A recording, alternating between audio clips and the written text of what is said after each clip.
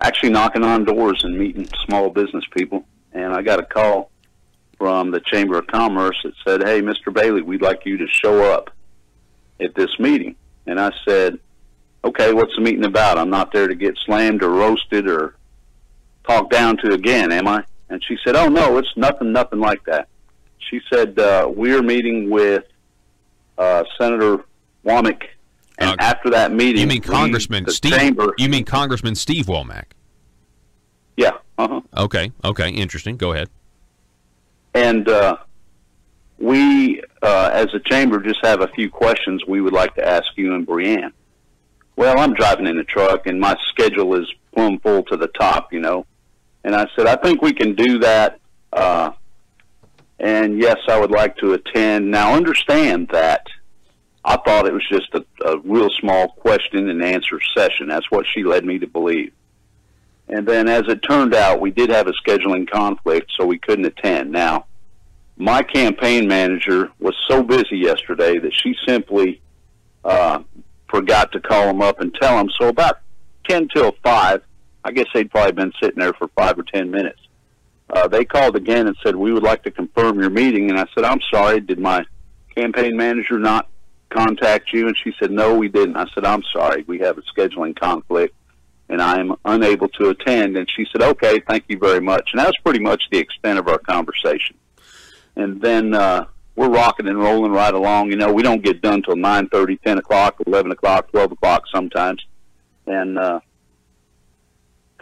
somebody sends me a video of this Brianne on Facebook.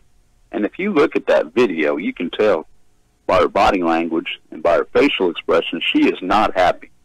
And then it became evident to us that we literally dodged a bullet. It was another setup. Nobody told us it was going to be a debate. I had no idea. And as for stiffing them the second time, Misty and me were sitting in my office, and I said, "Misty, did we miss something?" And she got to checking the schedule, and she said, "No. There is, as far as I'm concerned, there was no first time that we were supposed to be there unless they specifically set something up and neglected to tell us to be there." Mm-hmm. So, wow, that's what that's about. Wow, I mean that's pretty. I mean, we know that they're going to be slick. I mean, these are the games that they're going to play. So you're saying that you originally it was a very informal. They just wanted to ask you some questions. The chamber did, and you thought it was going to be, you know, kind of like, I don't know, cross a table or something. And then it turns out Brienne's there, and it turns out they want to have a debate. And really, I mean, what they wanted to do, I'm sure, is just continue to bring up the same thing, because that's what she brought up. She brought up funding from Northwest Arkansas, right? And, of course, that was weird because she had just said she didn't ever want to talk about it again. Now she's using it again. So I think you're right. I think it's safe to say that it probably was some sort of setup by the establishment, and that's a shame. You know, that's truly a shame, Bob. That seems to be pretty typical of their mode of operation. I'll give you a little backstory on a Republican meeting that we had the other night. All that was supposed to be about was Joe and Brenda coming down, explaining to the committee where they were from, what they were about, and why they were funding me. And the only thing I was supposed to do was introduce them.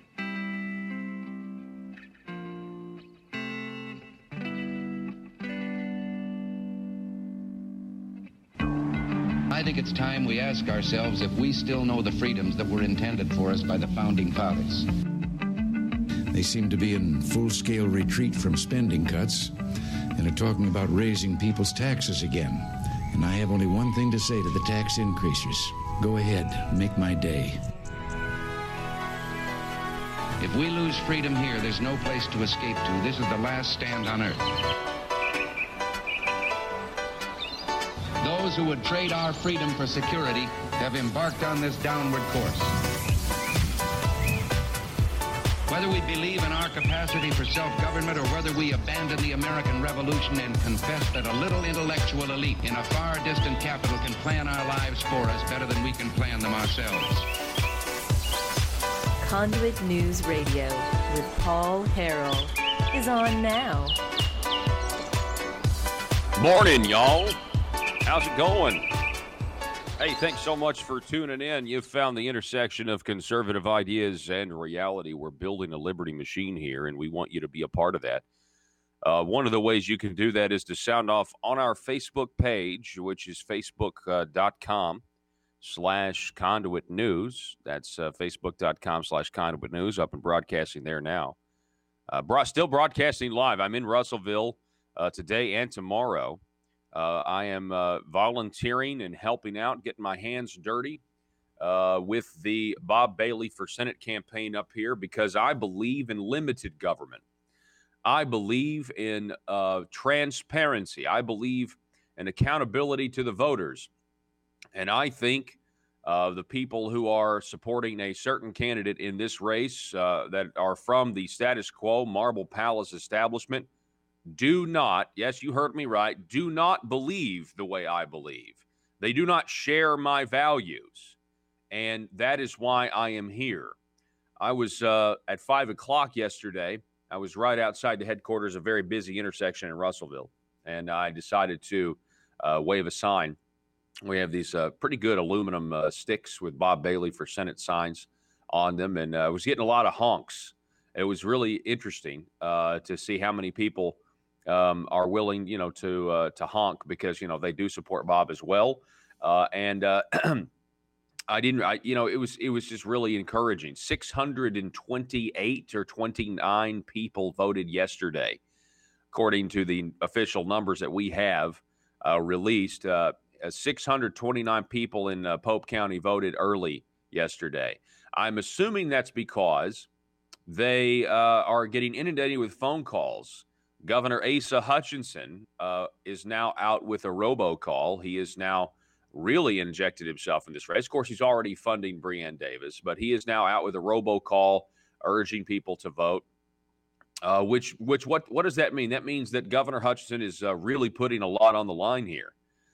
He knows the stakes in this race, and I would just tell you that, folks, freedom is on the move, and there's an active effort to squash it, to put it out, and it's coming right from Little Rock. And this is not politics as usual. Please do not think that this is politics as usual, because it is not. This is about an average guy in Bob Bailey who's the people around him have urged him to run, and he's stepping up. And this is about whether or not Little Rock is going to own a Senate seat, or will the people own a Senate seat? We are actually in the process of working. Conduit News is about to break a huge story, and I don't have just all of the details yet. But I am going to, I'm just going to say an hour from now at 7 o'clock, you guys need to stay tuned, because Conduit News has a huge story because of transparency, because of the FOIA, that I think you're going to want to hear.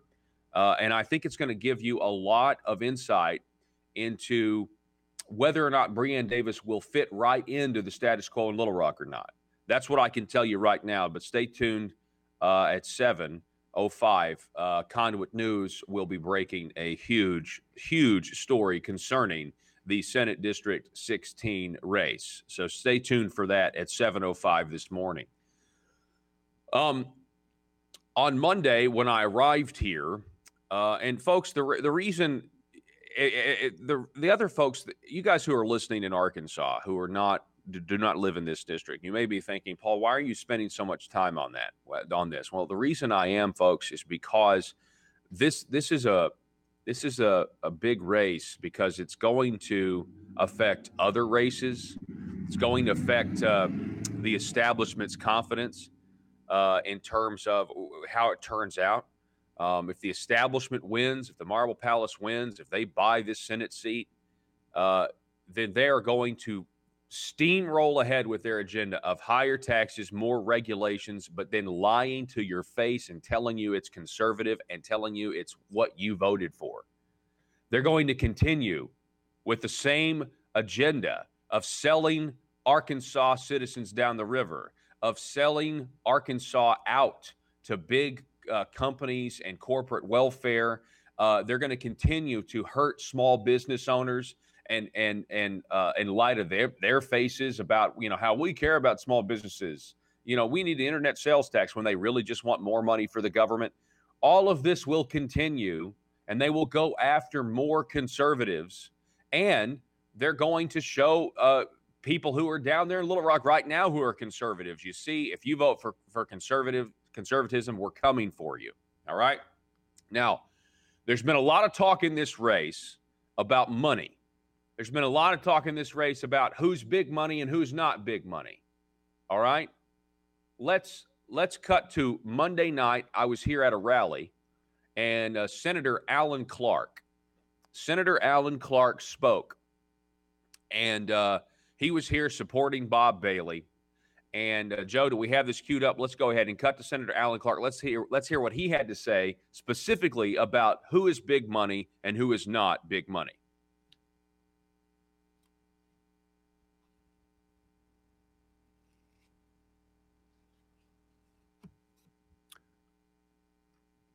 Do we have it?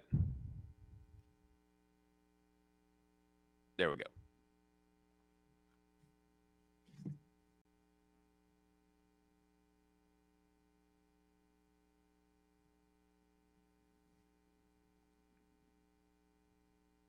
Deal with who's there and however it happens.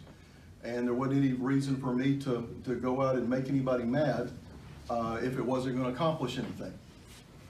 And but then, and I wasn't paying a lot of attention. I had to be in California on business. I got the flu. I had lots of things going on at the Capitol. Wasn't paying a lot of attention, but somewhere out in my mind's eye, I heard some very negative things about Bob Bailey. And I thought to myself, he must have a chance. Because they don't waste their time on that type of thing if that's not the case. And I've had people, since I wrote that, I've had well-meaning supporters of Brienne, and I'm sure she's a fine lady, take me on about, who was big money and who wasn't. And I can assure you, whether I can convince you or them, I know who big money is.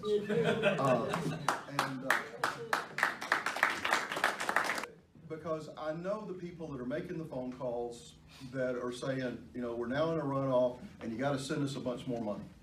And just because that money's not all pouring in from one place, people are so easily deceived. Just because that money's not pouring in from one place doesn't mean that there's not one or two people making those phone calls, and they know who they are, and they know I know who they are, and I am not going to let them, if I have an option, run the state senate. That's right.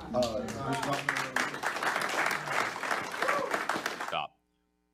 All right, so again, that was Senator Alan Clark at a rally in support of Bob Bailey on Monday night. And you hear what he said. As long as I have a choice, if I have a choice, I'm not going to let them run the state senate. And that's what's going on. The Little Rock Marble Palace monolith of lobbyists, the same people, the people who travel in that 1836 club circle. And they are there to control outcomes and thwart the will of the majority, thwart the will of the voters. And that is why this is such an important race. Now, you hear what he said. I know who big money is, and I know who's not big money. Now, let's talk about that for a second, because both candidates recently, and Conduit News can now report on this, that both candidates have recently submitted their financial disclosure forms, and we have those for you. And if you'll take a look at them, it's extremely obvious what's going on.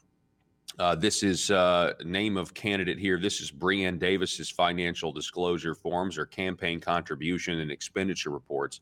If you scroll down here, I want you to look at this number. Now, this is a state Senate seat, but look how they've poured it on. A cumulative total of $148,325. So far, total expenditures for the reporting period have been $56,301. And then if you look at the total cumulative total so far, Brienne Davis has already spent $94,068.38. Now, scrolling down, because we're going to compare this to Bob's. But scrolling down, you'll see that Asa Hutchinson and his Political Action Committee has donated $5,300. Let me see. Keep going. You'll see Asa Pack on there, Joe. There we go, right there. Let me see here. There we go, Asa Pack. Now, how much is that for? Let me see, 54. So here's Asa giving Breanne $5,400. Of course, he's given her money before in the last election. But look at this. I mean, look at these contributions here. Look at that. Centene. Do you see Centene right there? The Centene Corporation. Political Action Committee. Centene is for managed care. I would guess that's the same circles of CVS Caremark, pharmacy benefit managers, managed care. They want something. That's big Medicaid right there. That's big health care. Centene Corporation giving Breanne $2,700. Listen, folks, it's all crystal clear. It's there if you want to see it. You may personally live in District 16. You may know Breanne Davis, and you may think she's a really nice person. But the people who she's in bed with, the people who she owes, are not your average citizens. They're not people that care about liberty and freedom for all. They're people they care about their financial niche and them getting theirs at taxpayer expense. Hence Blue Cross Blue Shield, CVS Caremark, local pharmacists using Arkansas Works dollars to put local pharmacists out of business. And that's just the tip of the iceberg. This is the truth. These are the facts. She spent $94,000. She's raised $148,000. Now let's go to Bob Bailey, and this is, to Senator Alan Clark's point, and I'm really glad he came out Monday. He came up here and he supported Bob Bailey along with Linda Collins Smith, along with Josh Miller and Dan Sullivan and Charlotte Vining Douglas and others. I may be leaving somebody out, but this is you know who big money is. Look how much Bob Bailey has raised. Look at this. He's raised $42,000. He's raised $42,000. Think about this. She's raised $148,000, and he's raised $42,000, and he spent $40,000 of it. She spent $94,000 of her $140,000. Now, I want you to think about this, because Breanne Davis's campaign is so hypocritical here. She's critical of money coming outside the district or Northwest Arkansas from Conduit. And yet it's a grand total when you put individual contributions in, and it's only $40,000, and she's raised $148,000. And it's from Little Rock. It's from Centene. It's from Asa Hutchinson's Political Action Committee. Now, can we forever now put to bed this idea that money from outside the district is a factor? Can we forever put that there's some sort of shady aspect to all this, when she is the big money candidate, when she is the big lobbyist candidate? It's crystal clear for anyone who wants to see. It's all, but look, I don't know. I mean, sometimes the way it goes, I'm sure if you're somebody who's really not involved in politics, or in Breanne Davis's case, she really hasn't been involved in anything political from what I can tell for the past 10 years. I know she used to volunteer for certain Republican causes or something 10 years ago and that sort of thing. But if you've kind of been checked out for 10 years and Governor Asa Hutchinson gives you a call and says, we'd like for you to run, I'm sure it's very flattering. You probably have no idea that you're getting in bed with Michael Lamoureux. You probably have no idea that you're in bed with this Little Rock establishment that is, for example, we've talked about this before, but it needs reiterating. Michael Lamoureux took $120,000 payment from a lobbyist-funded 501c3, and they only raised $140,000 that year. And he took $120,000 of it. Because he's an attorney, it's technically legal because he's an attorney. Okay? Now he works for CVS, or he works for DBH Consulting, whose client is CVS Caremark, which is a huge deal. It's all interwoven. It's all connected. Michael Lamoureux gave John Woods $100,000 of his GIF money to give to Ecclesia College. Senator John Woods is now scheduled to go to trial in April. The corruption and the appearance of corruption in Arkansas politics is it's everywhere. It's everywhere. So what kind of government do you want? Do you want status quo? Do you want someone who's just going to, and what I was saying is, I don't really think some people really understand what they're getting into. If you've been just kind of disconnected for 10 years and you think that because you have an R next to your name, that makes you a conservative. Now, there's the other side too, and it may be assuming worse motives, but some people love the idea of they themselves personally having power and having political power. Sometimes ambition can get in the way. There's all kinds of factors. But I'll tell you this much. I've been hanging out with Bob Bailey a lot lately, and I will tell you the humility, the biblical humility behind that man, I think makes him one of the best candidates I've seen in a really, really, really long time. And when we talk about the issues, by the way, I heard that Breann Davis did a radio interview. I was talking to somebody the other day. By the way, she's welcome on this program. I was talking to somebody the other day, yesterday, said, yeah, I heard Breann Davis on the radio, and I, made up my mind who I was going to vote for because she kept talking about the issues of the campaign, but then she never actually talked specifically about how she feels on the issues of the day, the issues of, I'm sure like Governor Hutchinson supports a $217 million gas tax hike on you, the people. Governor Hutchinson supports a, $130 million tax hike on you, the people, with your internet. Governor Hutchinson signed a bill that raised your tire taxes. He signed a bill that increased, created a new tire tax. So an increase in tire taxes created a new tax in tires, okay? All to save you from the Zika virus, by the way, because he bought into this environmental nonsense. Governor Hutchinson's own Arkansas Department of Environmental Quality is going after C&H hog farms. They've done everything right, and yet they pull the rug. They Johnny sweep the legs from C&H hog farms after they complied with everything, all because the George Soros-funded Sierra Club, because we have people in this administration listening to these, George Soros-funded Sierra Club people. This is unbelievable. And let me tell you something right now. Here's the good news, okay? When you look at that financial report, and I know we have to go to break, Joe, 1 second.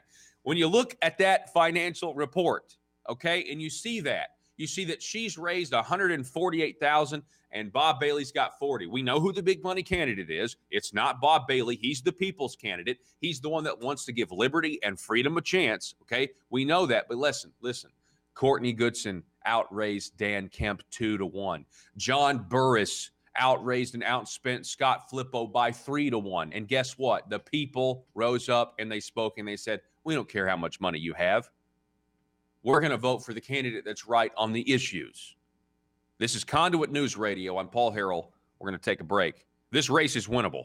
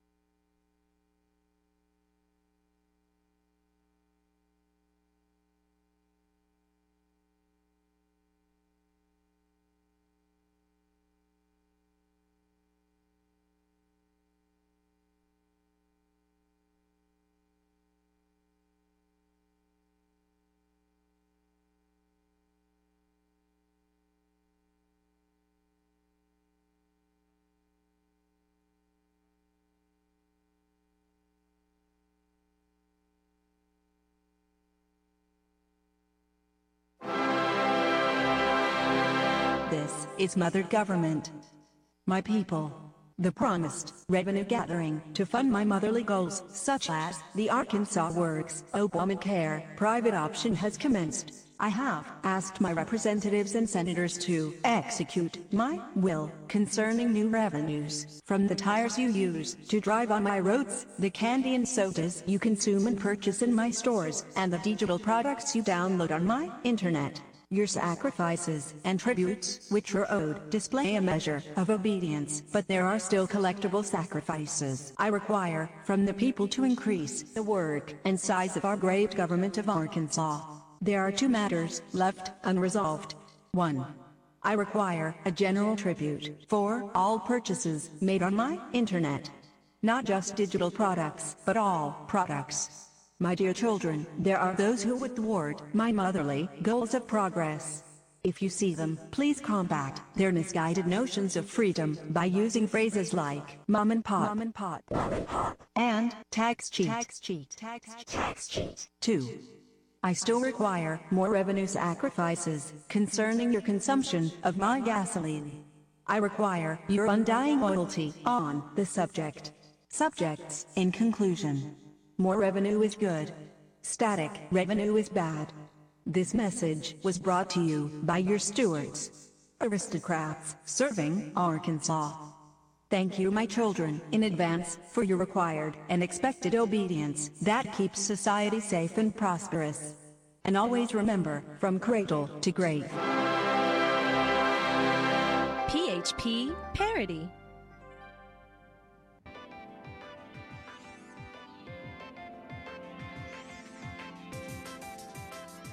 Conduit News Radio with Paul Harrell is building a liberty machine. Find out more at conduitnews.com.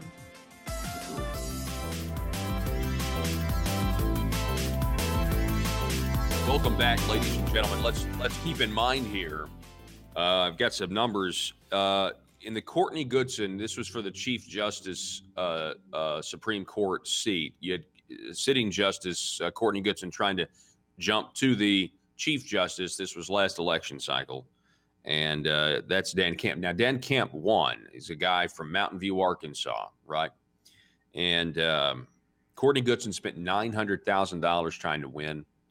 Dan Kemp spent $400,000. Dan Kemp won. So just because Breon Davis has all of this money, you don't necessarily have to match a big government candidate or a big lobbyist-funded candidate dollar for dollar. You really don't, right? You can still be effective, and I think Bob Bailey has been effective. I mean, that's why this whole thing's gone to a runoff in the first place. The thing to do now, District 16, is go vote. Go take your Senate seat. It's yours. It belongs to the people. It does not belong to Little Rock. And I'm just glad that Bob Bailey has a chance. This is a winnable seat. I'm telling you, you can feel the energy here in Russellville, Arkansas. I can't tell you how many listeners to this program are coming up yesterday after they voted at the early voting thing saying, hey, I listened to your show. I appreciate it. I appreciate you guys for listening. I appreciate you coming out and voting. I've gotten other reports when I can't be there because I was, doing a few things yesterday. I got other reports of people coming up and saying, man, that Asa, I was at I was at a local business. Let me say that. I was at a local business yesterday, and they were talking about Bob Bailey and was telling them, hey, make sure you guys go vote. Two votes. It's one vote at a time. And they were like, yeah, okay. We're going to go over there and vote. And they were just talking about how disappointed they are with Governor Asa Hutchinson. And that's why Asa is robocalling here. If Asa got a win here, and he's going to feel a lot better about himself. I mean, I know that much. If he loses, though, I mean, it's not going to be good. There's a lot more on the line for the establishment, and that's why they're pouring so much money in to this race. We've got to take a break, folks. Back in a moment. I want to welcome back to the program. We have State Representative Charlotte Douglas is with us. Charlotte, welcome to the program. Good morning. Thank you for having me. Yes, ma'am. Good morning to you. Now, you are the state representative for District 75, correct? I am. So can you kind of tell us geographically where that is? That starts in the area comes down around Mulberry and Dyer and then crosses the river and takes in Lavaca and Greenwood. Okay. Wow. All right. Well, that is, yeah, well, we got listeners across the state. And so sometimes, like, I get a criticism, like District 75, and they're like, Paul, no one knows where that is. So I try to at least tell people that where you guys are actually from. Okay. So You tell us. There was a thing that happened last week, and I believe it was in the Special Language Committee. And I wanted to know if you could walk us through what you witnessed. And Senator Brian King, of course, was there trying to, get a proposal passed that would have done what, in your opinion? Mm-hmm. Well, what he was proposing was to move the those that are eligible for Arkansas Works over to traditional Medicaid, and he had done the research on it, and it's very obvious that it would be less expensive to the state to serve that population under traditional Medicaid, and this trend is being, we would just be following a trend that many, many other states have chosen to do it this way. So he had proposed this. He gave DHS a year to be able to get a waiver, to be able to move this population. And the beauty of his program is that the state's responsibility under moving this population would have been the same match as what they currently have under Arkansas Works. So essentially, in my opinion, there would be a harmless move to do that. And we would just pay for any services that are rendered instead of having to pay these exorbitant premiums every month to a third-party insurance company. Yeah, and I agree with you. The asking for the waiver, for the 90-10 match, just to move everybody over to traditional Medicaid, is reasonable because the states that went ahead and expanded Medicaid without involving Blue Cross Blue Shield and making them rich, that's what they did, and they got the 90-10 match as well. I mean, that was what the original plan was under Obama.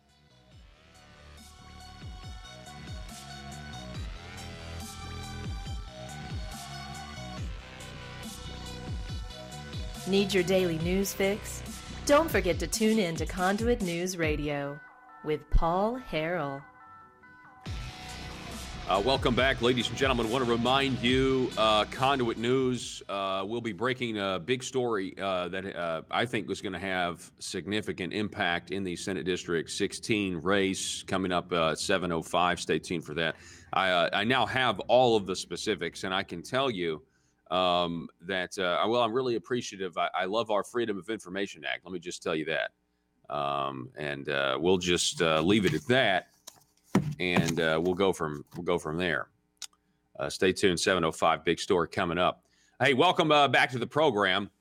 We got Mr. Dan Borum. Dan Borum is a member of the Great Patriots of Act 746. It's a Facebook group, 12,000 strong. They are on a mission to educate Arkansas about constitutional carry, about the law, Act 746, and your Second Amendment rights. Dan Borum, how are you this morning? Very good, Paul. How are you doing? I am doing well. Really glad that you could be with us. So what's been going on? What's going on in Dan Borum's world? To tell you the truth, I feel like I've been trying to herd cats. I've been busy, stretched out in all different directions. But I know I'm not the only one. There's a lot of the good folks out there that's extremely busy and trying to maintain family life and work and trying to be involved in what's going on in our state. It keeps everybody very busy. Mm-hmm. Yeah, it really, really does. And I'm really involved in this particular race, with Bob Bailey. We've got primaries galore after this one. I mean, it is just an immense amount of time. Certainly, like I'm up here, I'm away from my family. So that's a big deal. Hey, talk about what's on your mind in terms of, to you, what would be the ideal political candidate that would run for office? What does that look like to you? Well, to be honest, Bob Bailey is a very good picture of that candidate that I would have in my mind. He's grassroots. He's very conservative. He is not going to be enslaved to the system, but rather be a leader. And what he's going to do is be a servant for the people, but a leader in Little Rock if elected. And also, his moral compass is there, and that's very important to me, Paul, and a very good moral compass, which is rooted in his faith in God, and I appreciate that's what I look for. Yeah, we've had some, me and Bob actually, you mentioned Bob. We've had some really good conversations about his moral compass, and about God, and that's been really refreshing to have those conversations with him about that. Because honestly, my time at the Marble Palace, and as I've been there, I will tell you that true wisdom, is so absent from that building. One of the best moments that I can remember last year is when they had Pastors Day. And they had pastors from all denominations come to the Rotunda, and they had a worship service. And I will tell you, I was up in my little alcove on the third floor there looking down, and it was just so cool to see people come and plant a flag, the only thing I would say is it was truth. What was being spoken was truth, in my opinion, at the Capitol, and in a building that's most of the time full of lies and carefully crafted language and deception. It was such a refreshing moment. Paul, one of the things that aggravates me to no end is the misconception of the separation of church and state. That is one of the most that is quoted out of context so badly that people have, even among the Christian realm, people have believed that you cannot bring your faith into politics. That is wrong. That's never what the forefathers intended. But rather, the separation of church and state was the idea that the state was recognizing who would be official clergy and official churches of the state, and the state paid the clergy. Therefore, the state had much to say about what the clergy did. And the people wanted a separation, that the government, the state, would not have anything to do with the churches in order to have religious freedom the way that they so desired. As long as the state had power over the churches, there was not religious freedom. That's the whole idea of the separation of church and state. But it never had the idea that you couldn't bring your faith into government. That's absurd. And so when you think about the Constitution and you think about the roots within the Constitution, it is full of Christian faith. And to say that it's not is totally disregarding the history of the Constitution and what brought it to be. Yeah, no, you're exactly right. Matter of fact, what's funny to me is as I was listening to you talk, Dan, we're talking with Dan Borum from the Great Patriots of Act 746. You can find out more, search for their Facebook page. It is a closed group. Send them a message or join and they'll let you in. It's a great organization about Second Amendment rights. But as I was listening to you talk, Dan, I thought to myself, how many people, if they heard us today, and I know this is conservative talk radio on across the state on great stations across Arkansas, but how many people would think that what we're talking about right now is radical at this point? I mean, radical. I mean, the fact that I mentioned that they had a Pastors Day in the Rotunda, but a lot of people don't know Thomas Jefferson had worship services on Sunday at the Capitol for a long time when he was president of the United States. I'm glad you brought that up because for the most part, most people outside of what we live in the Bible Belt, people would think we were extremely radical in our thinking. But you know what?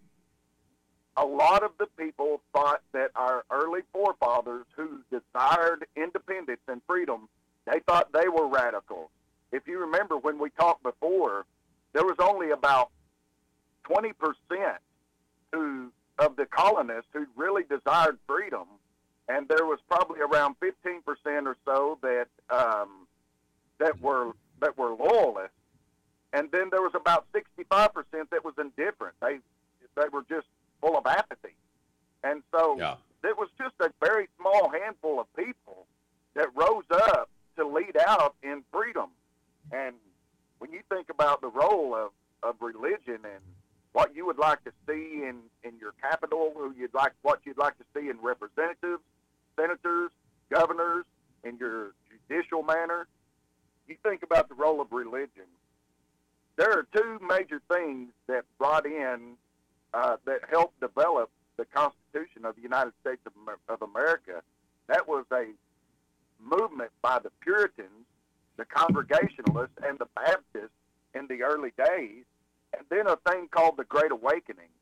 And what that did, these people believed that there should be voluntary association, limits on power, and a necessity for civic involvement by the saints. And so they believed that the saints should be involved in government.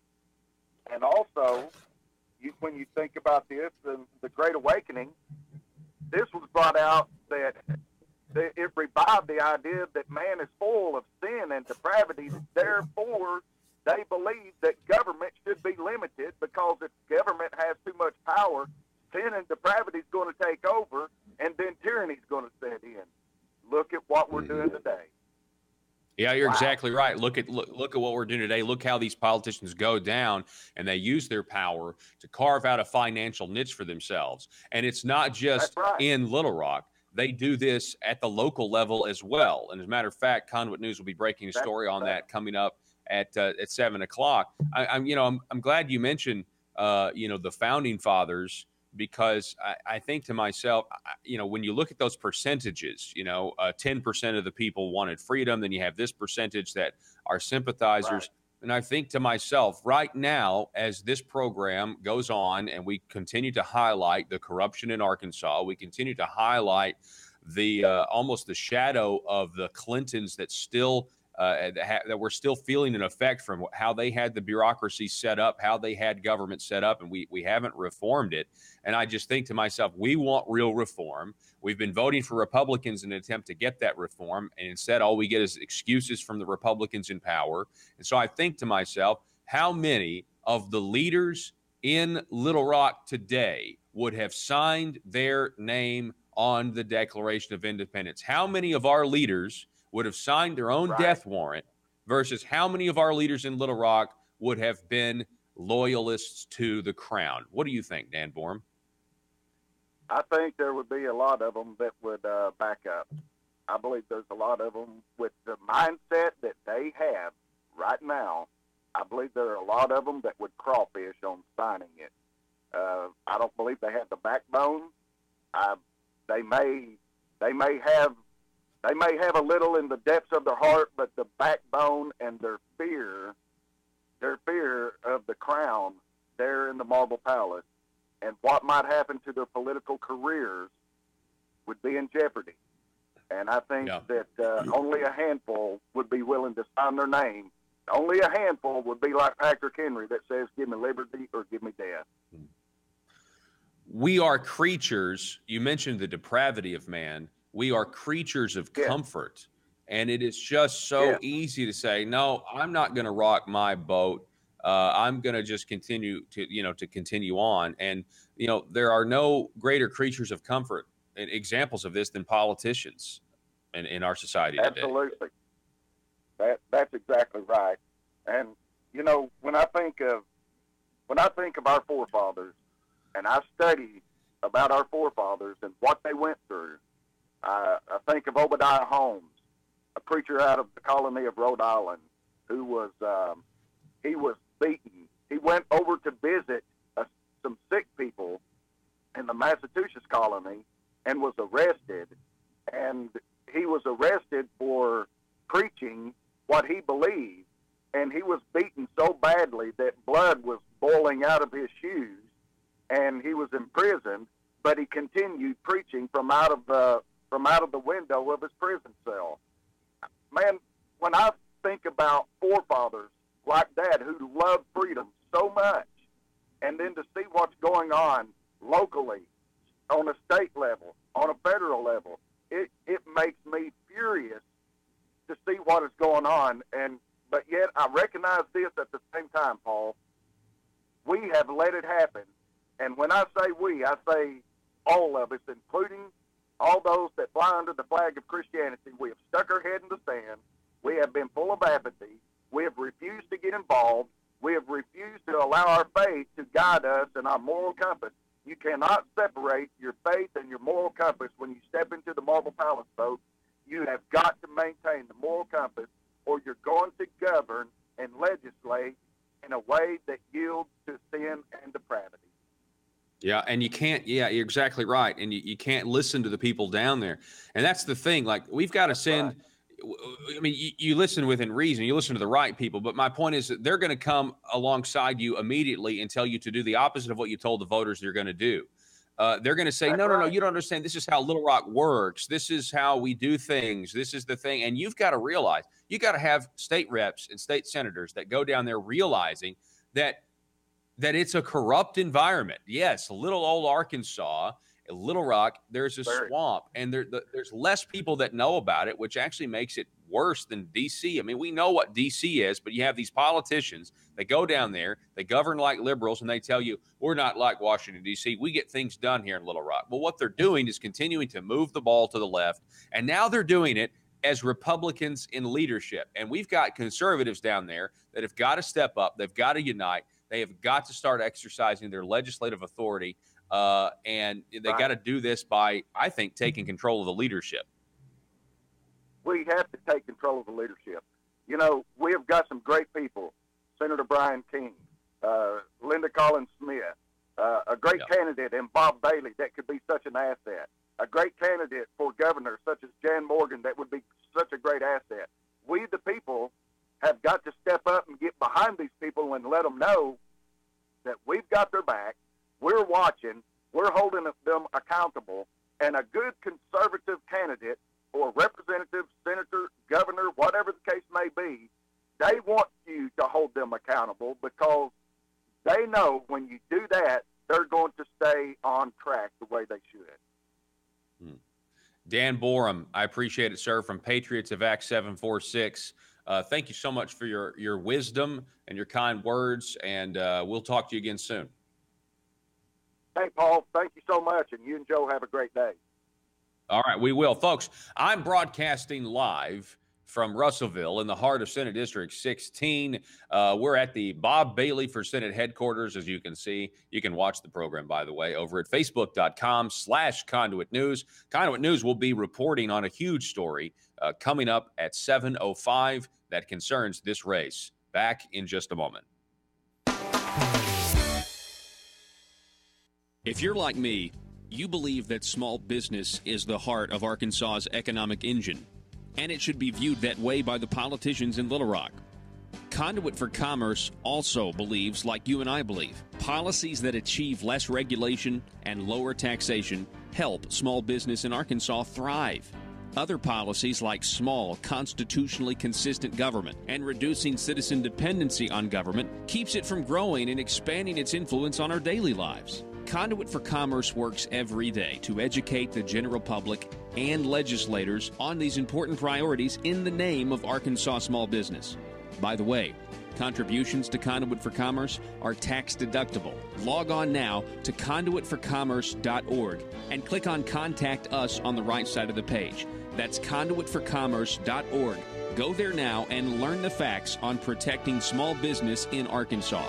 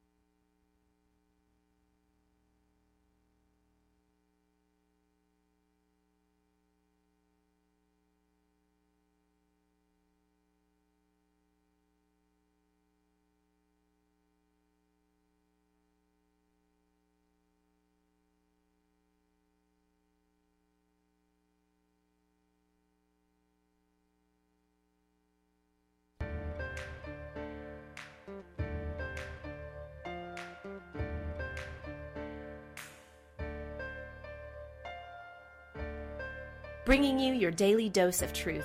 It's Conduit News Radio with Paul Harrell.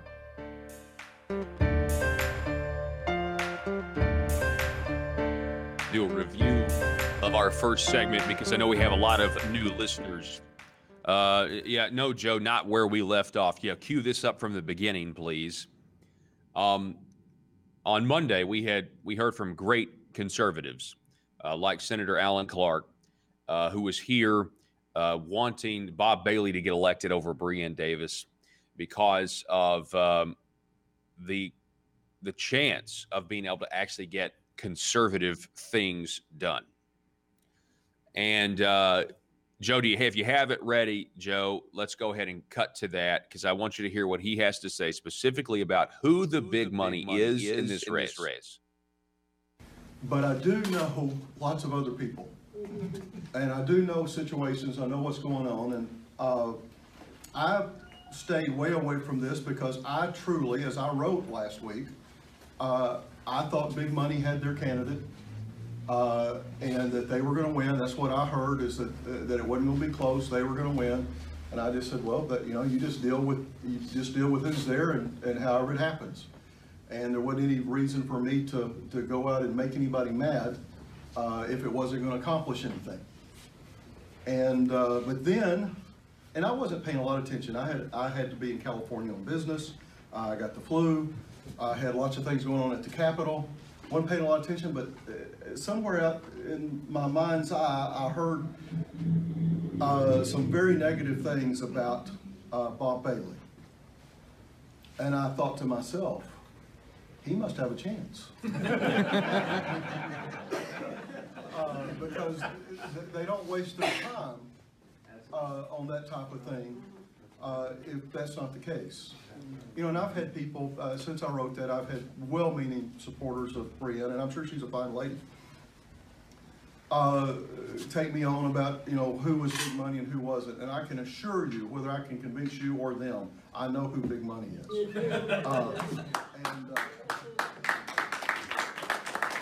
Because I know the people that are making the phone calls that are saying, we're now in a runoff and you got to send us a bunch more money.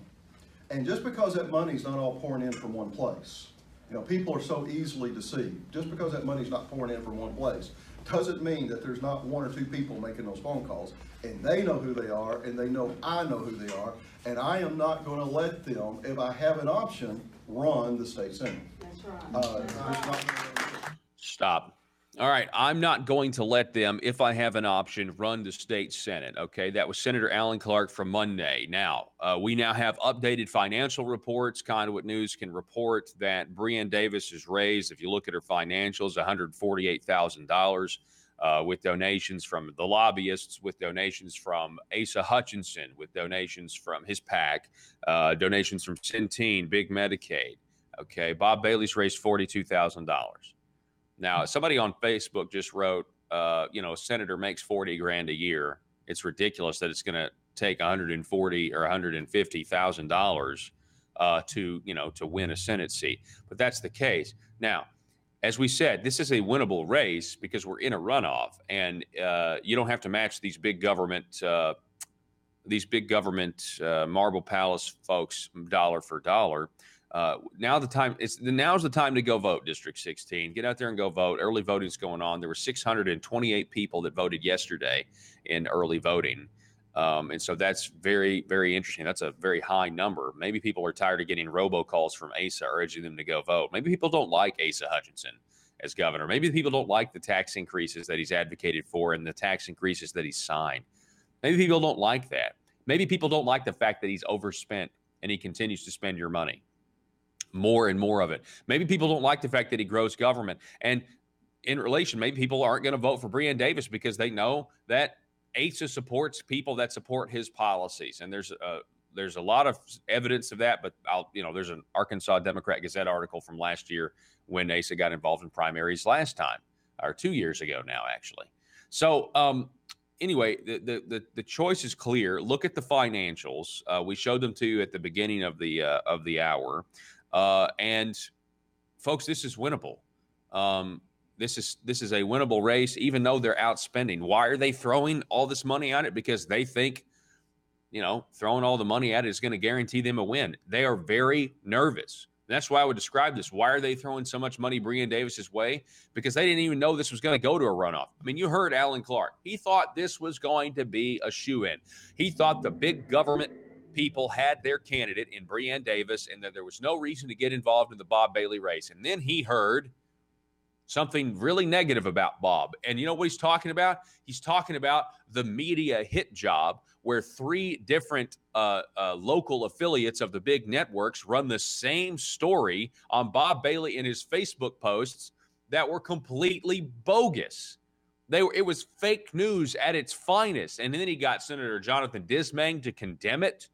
And Senator Jonathan Dismang came out criticizing Bob Bailey because of his Facebook post where it was his high school. It was an eBay photo of some high school pins that had a mascot on it that is now politically incorrect.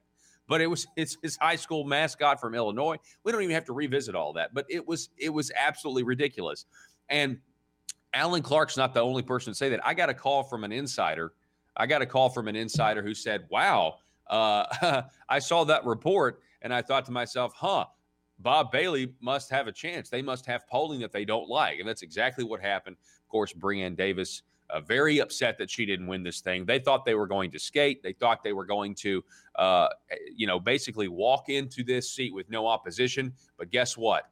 The people say otherwise. The people of District 16 said, no, we're not so sure. And now it's all about turnout. So those of you who are listening on KARV out of Russellville, 101.3 FM or 610 AM in District 16, it's time to go vote. It's time. Do not let Little Rock own your Senate seat. That is what's at stake. Do not let Asa Hutchinson own your seat. You may think Asa is fine, but do you want Asa? You may think Asa's a great guy, but do you really appreciate what he's done? Do you appreciate what he's doing? Raising your taxes, advocating for more tax increases, spending like a socialist Democrat, really increasing spending every year. He's increased spending $610 million since he's been here. He's grown government that much. Do you really think that's a good idea? And do you want Breann to execute and vote for his policies because that is why she has been selected, right? Bob Bailey will vote principles. He will vote his principles. He will vote for limited government. He will vote for the people of District 16.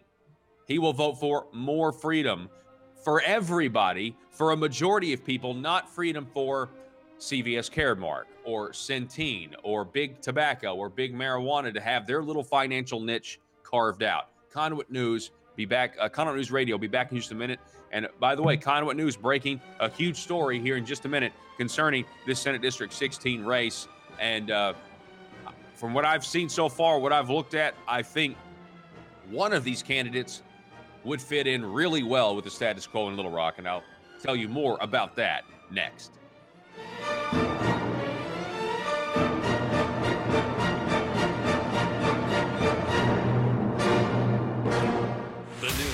Talk of Northeast Arkansas. This is News Talk 101.3 FM and 12:30 AM KBTM Jonesboro, an EAB radio station. Here and at this point, you just got to look at how much this is costing us, and we've got no money for roads. We've got tax increase proposals, and we've got tax increases that have happened, and it's just we've kind of got a budget crisis, I think, in the state. What do you think?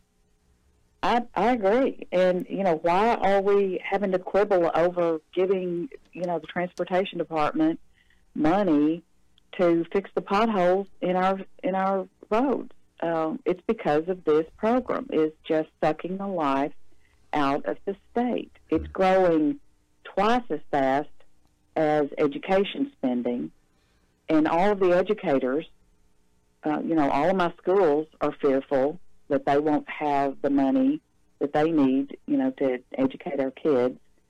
Where are tax increases going to come, or tax cuts going to come from, if we are paying this much money for this population that is a working population? It's not your frail, it's not your children, it's not your pregnant women, it's not your elderly.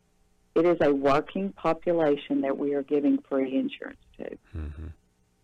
Yeah, and they're supposed to be working, and I know some do, but I mean a lot don't, and that's but the age is they were talking about able-bodied folks. We're talking with State Representative Charlotte Douglas, and I would like to get Senator King's proposal here failed last week. So kind of walk us through. Okay. Was there any discussion? It was in the special language committee or the subcommittee on joint budget. So what exactly happened? Right. Well, he gave his proposal, very articulately explained, just moving that population, keeping the match. And he had one question, I believe. And then when the question, it looked like there was, not going to be any more discussion, I called for, a motion to accept his proposal, and then there was a silence in the committee.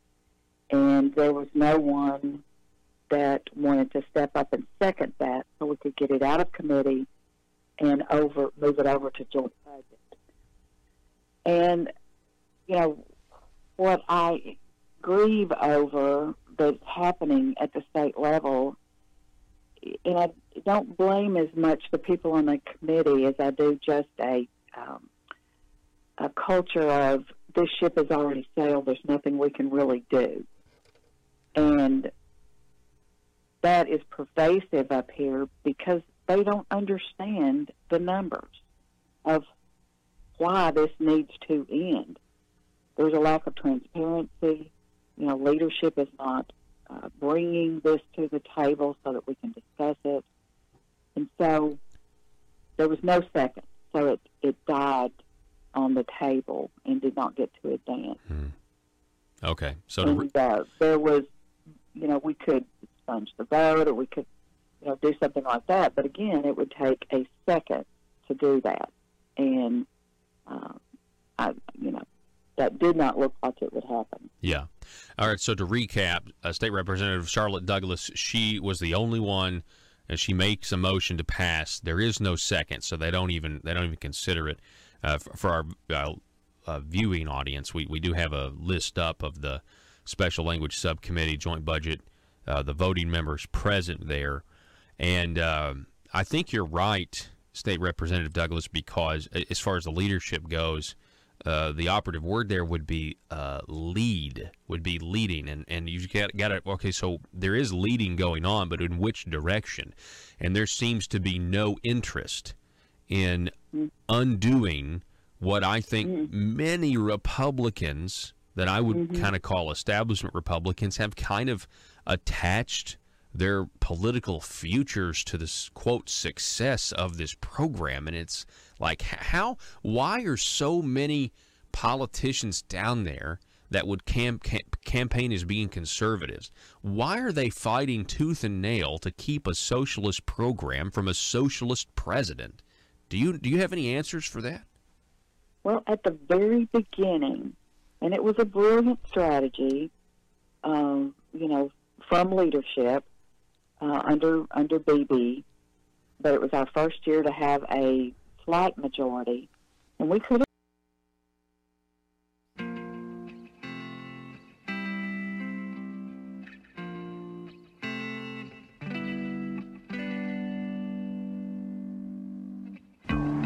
I think it's time we ask ourselves if we still know the freedoms that were intended for us by the Founding Fathers.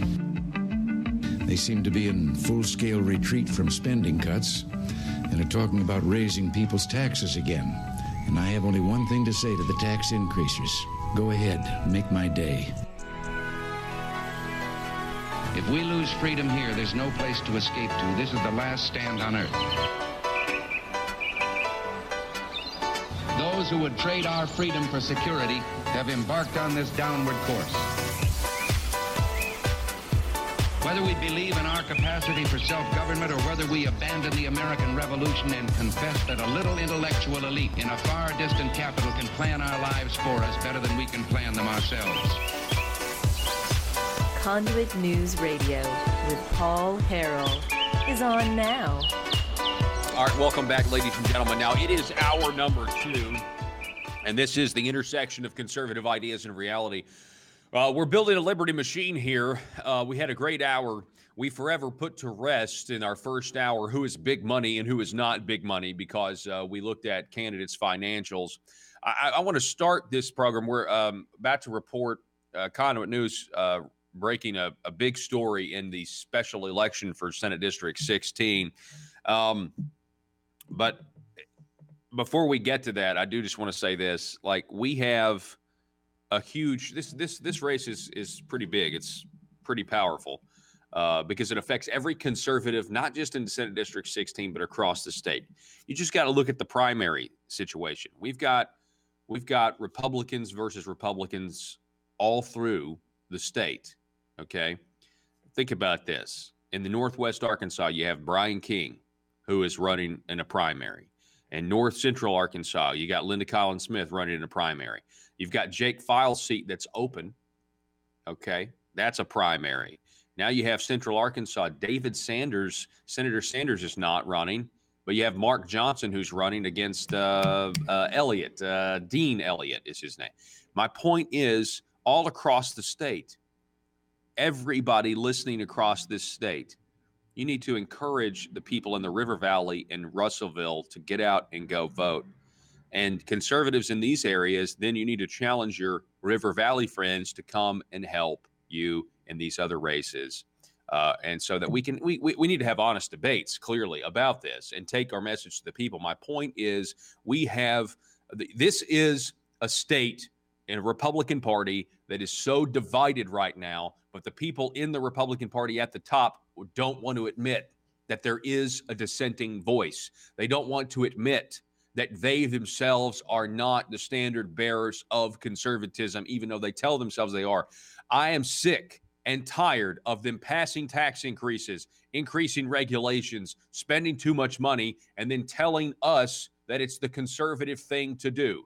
And I know you are as well. It'd be one thing if they did this and said, well, I'm not a limited government Republican, or I'm not a fiscal Republican, but I believe in social issues. But they're not like that. They won't be honest and have the fair debate. And so we have to expose them and get the truth to the people. In my hands here, I have a report. Thanks to our Freedom of Information Act. Let's get to it. This is a letter from the Arkansas Department of Education dated October the 9th, 2017. It is addressed to Dr. Mark Gotcher, who is the superintendent for the Russellville School District. This is about a contract approval request. It's a letter written from the Commissioner of Education, Johnny Key. And it reads, Dear Superintendent Gotcher, I received your request to contract with SAS Institute, of which board member Breanne Davis is employed. In my review, I noted that SAS Institute is the sole source for EVAAS services in the United States. These services provide value-added reports on student growth and projections towards future academic milestones. Additionally, the technology and methodology are proprietary, and SAS is the only provider of the unique services. Ms. Davis does not receive any compensation as a result of this contract and is serving in her last year as a board member.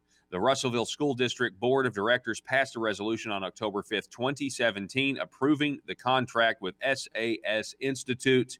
Based on the above stated facts, as well as the resolution, I approve the contract with SAS Institute. Sincerely, Johnny Key. All right, let's go to the next. So what we have here, what I can report to you, is that Breanne Davis's employer is SAS Institute. And as a board member, they contracted, the school board contracted with her employer to the tune of $50,000.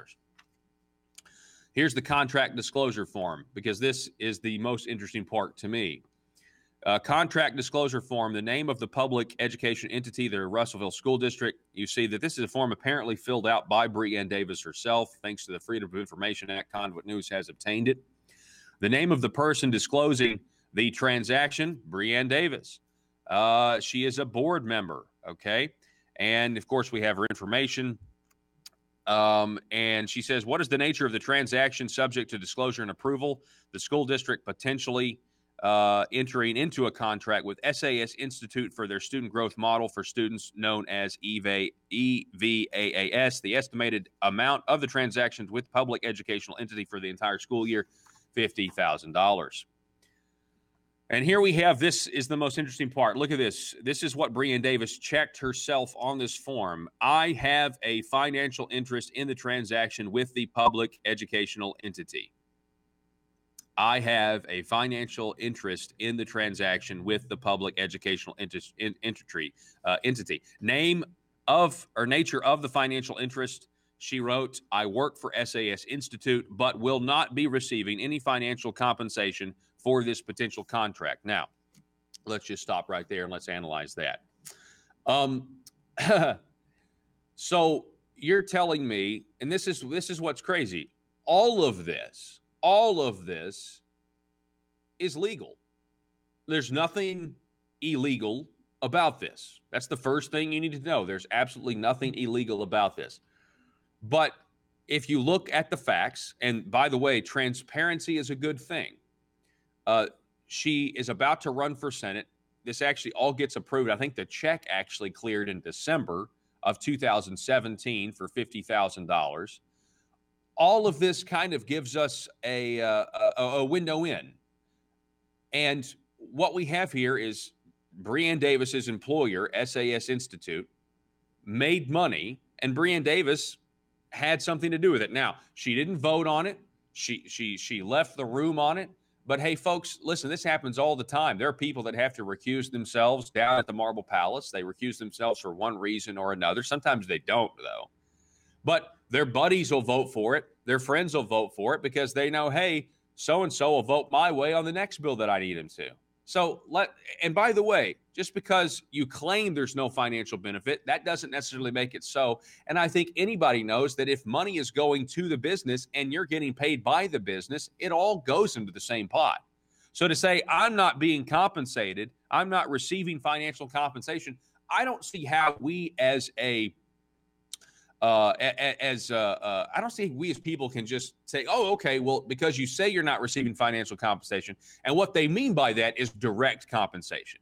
They mean, okay, Breanne Davis secures a contract with the Russellville School District, with her employer. She's on the board of the school district for $50,000, but I don't receive extra bonuses. I don't receive extra money. But can we all admit that you are being paid by the person, by the entity that's now receiving the government money? Can we all admit that that is the truth? This is a big deal. And I'll tell you why it's a big deal. And I'd like to leave that check mark up there for as long as we can before we move on to our next document. This is a big deal because this stuff goes on in Little Rock all the time, specifically with educational entities. You know how they talk about how all of this is proprietary? Well, this is proprietary technology. I will refer you to the educational bill that was passed last session, and it had to do with a company out of Texas that had proprietary technology. And it really wasn't proprietary technology. It was a copywritten phrase. They had copywritten this phrase that essentially meant group learning. And it was what was I can't remember, education tree or something tree. This was the company. And they have this particular phrase that is basically group learning, but they had their specific copywritten phrase written into the legislation. So they got awarded a no-bid contract because they were the only people in the United States that offered this specific service. I have seen this game before. So to say, well, there's no other person in the United States that offers this particular thing, that we need. Folks, first of all, everything is proprietary, okay? Everything is proprietary. And we are not idiots. We were not born yesterday. So to think that it's just a coincidence that Breanne Davis's employer gets a $50,000 contract when she's on the Russellville School Board is ludicrous. It makes absolutely no sense. Okay? Yeah, and I'm not saying, look, I'm not there. That's a good point. We do not know. Hang on a second. Hang on, I've got a text message here. We do not know. Yeah, well, exactly. Like, we have no way of knowing if she got a bonus. But my point is, we just don't know that. I mean, there's no way of knowing that. I just think it's ludicrous as a society for us to say, because they write, I received no financial compensation. First of all, that's not true. You're getting paid by the organization that's getting the money. So you are getting financial compensation. The question is, and what you should have written is, I will not get a bonus, which we don't actually have here in any way, shape, or form. So I think it's evident now as to why Breanne Davis, and this is not a leap, but if you go look at the photos of Breanne Davis with Michael Lamoureux, who was the old senator before the late Senator the late Senator Greg Standridge, and you know that Michael Lamoureux carved out his own financial niche by getting the lobbyists to fund the Faith and Freedom Coalition, $140,000, and then they pay him $120,000. And guess what? It was all technically legal. Michael Lamoureux taking that $120,000 was all perfectly legal. Just like all of this is perfectly legal. Do you see which one will fit in with the swamp and which one will not fit in with the swamp? It's unbelievable. I mean, here's another thing. Maybe the company, there's so many unanswered questions, but we as citizens need to know these things. Maybe the company, SAS Institute, hired Breanne Davis in the first place to get the contract. You ever think about that? See, sometimes what came first, the chicken or the egg, the job or we honestly don't know a lot of this stuff. The question is, do you have the appearance of impropriety, the appearance of corruption? And that's what Little Rock is all about. And none of them care.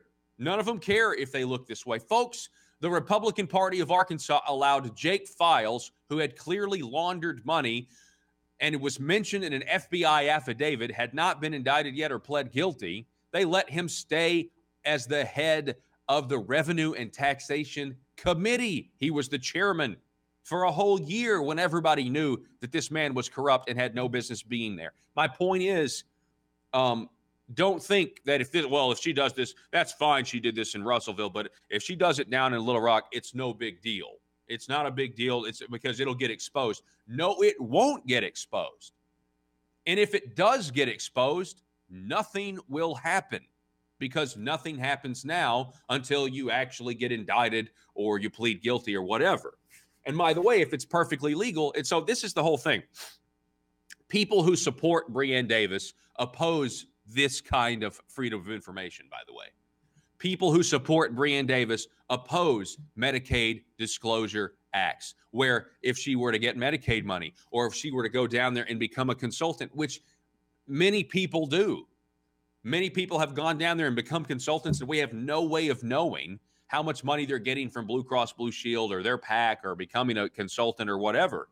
This is big news here, folks, because it gives you a little insight into what she's done. This is right before she files for the state Senate,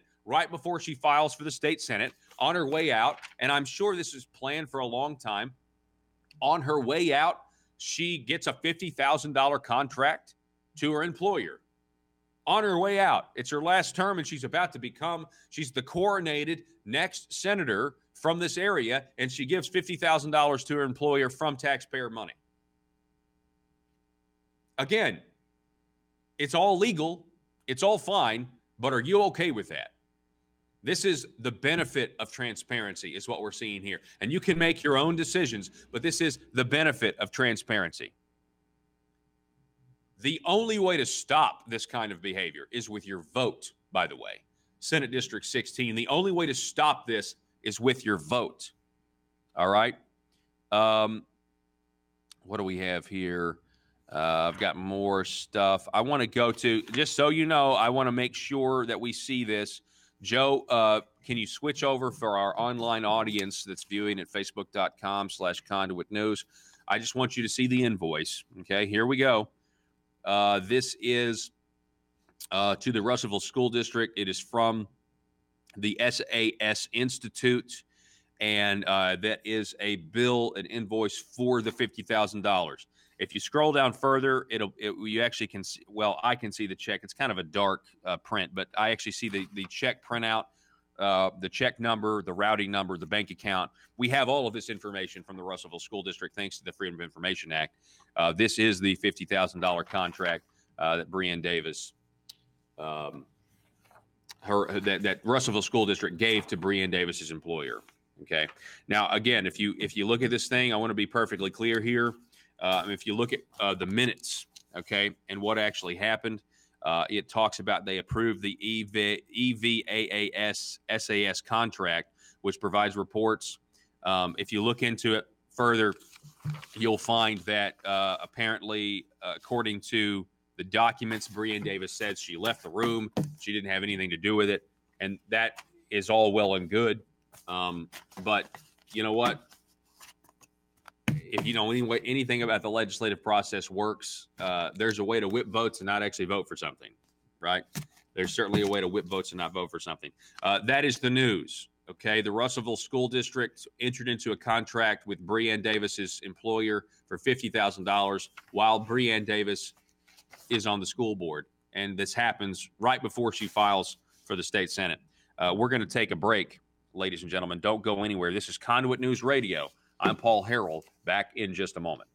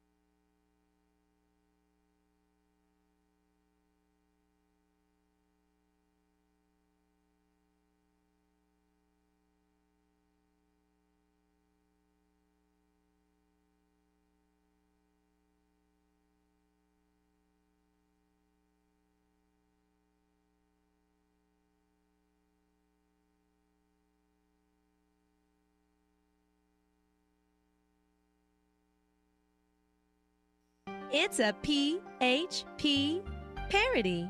Hey, man, you got any of that marble rock? Yeah, I've got the hookup. Thanks. I need a fix real bad. I'm itching to grow some government. How much you need? I'm gonna need a taxpayer's dime bag. No problem, sir. 1 taxpayer dime of marble rock. Enjoy. Thanks, man.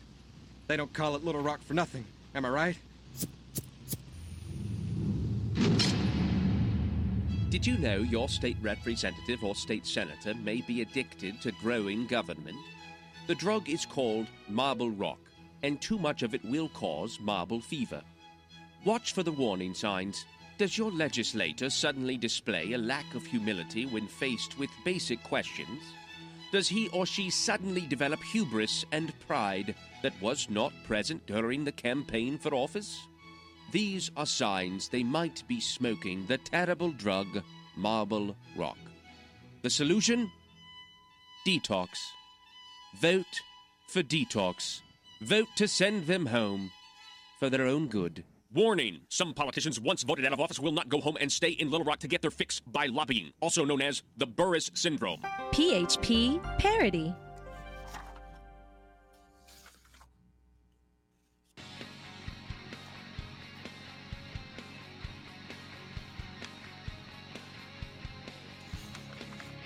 The intersection of conservative ideas and reality.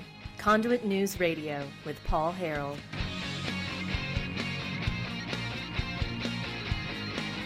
All right, reading this, the breaking news about Breanne Davis is that the Russellville School Board the school district entered into a contract with Breanne Davis's employer, SAS Institute, for the tune of $50,000. This is right before she decides to get into the Senate race.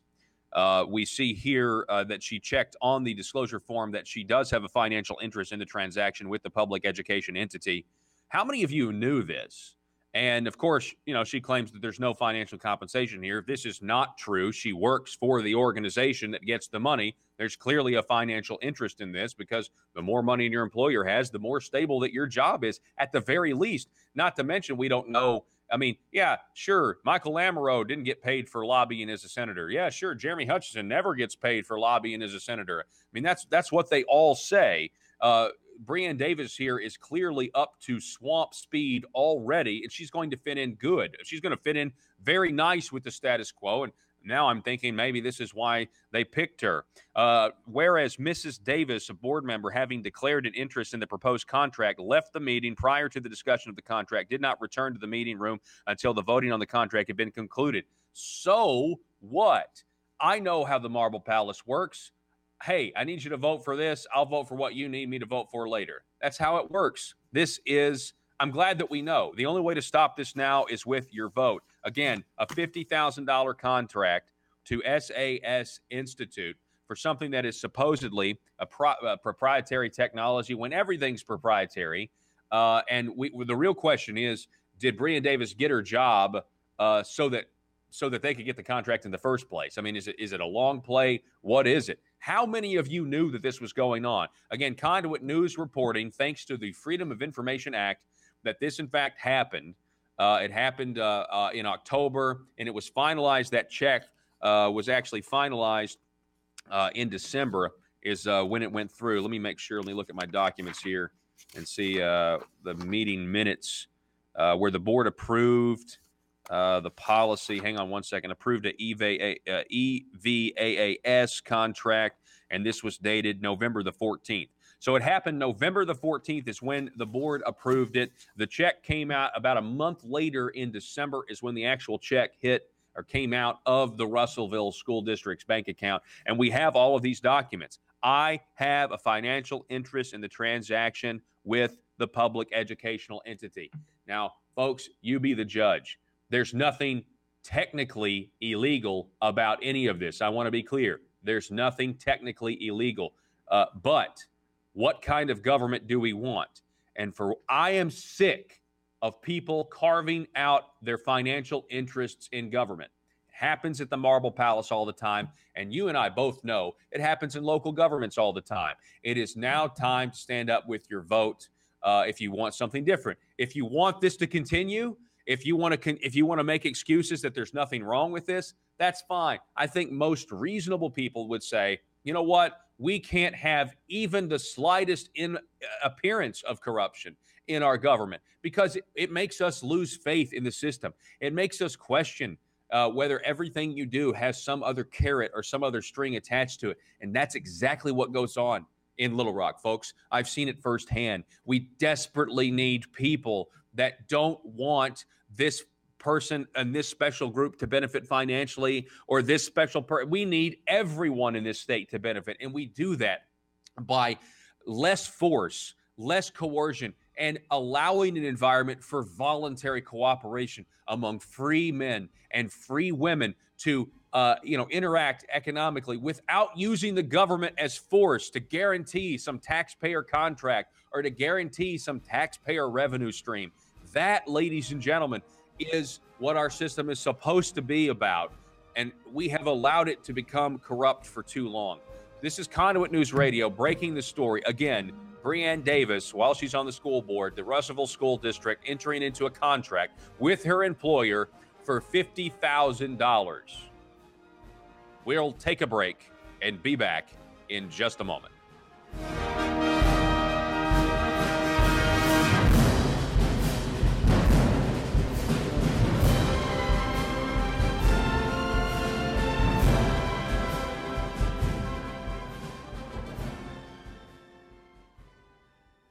Defeated this private auction, but they sold it as a Republican answer to Obamacare. And that eased people's conscience about voting this in because, we were being picked off one by one for our votes and no telling what people were getting for their vote. And, you were able to go back home and say that this was the Republican alternative. Mm-hmm. It was not, and we know that, but it was easy to soothe your conscience by saying this was the Republican alternative. Yeah. So I think that's kind of where that went off the rails as far as I'm concerned. Yeah, and we were recovering from it ever since. I mean, earlier in the broadcast, I was playing. Well, there's no recovery. Yeah, we're suffering from it. Yeah, it's exactly right. So, yeah. Yeah, I was playing a video earlier in the first hour of the program. We played, at the time, Senator Lamoureux. He had just been selected as the president pro temp of the Senate, and it was the first day of session 2013, and he's talking about Medicaid, and he's talking about how, we've got to be respectful when we have this debate. I know we've got to be respectful, and it seems... I mean, I find it difficult, and you're very respectful and you're very articulate, and I really appreciate your voting record and being a conservative. But it just seems at some point we get down to it and they say, well, you guys are not the conservatives that you claim to be, in doing this, and it becomes very awkward. And I think it's divided the Republican Party. I think the divide continues today. And, it is. And when people found out, by the way, that it wasn't the Republican alternative, we just changed the name to Arkansas Works instead. When people found out private option was Obamacare, it's like, okay, well, change the name, Arkansas Works. And I feel like that's, I don't know, it's just sad. The whole situation is very sad to me. It is, because why would you want a program that has kept us 48 in overall health? That, it's costing our state billions of dollars. The people on this, it was sold to tell us that they're not going to use the ER, and they were going to get their own personal physicians, and they're 5 times more likely to use the ER now. Premiums have more than doubled, and everybody in Arkansas that has had their premiums double or increase or changes in their coverage, it's because of this program.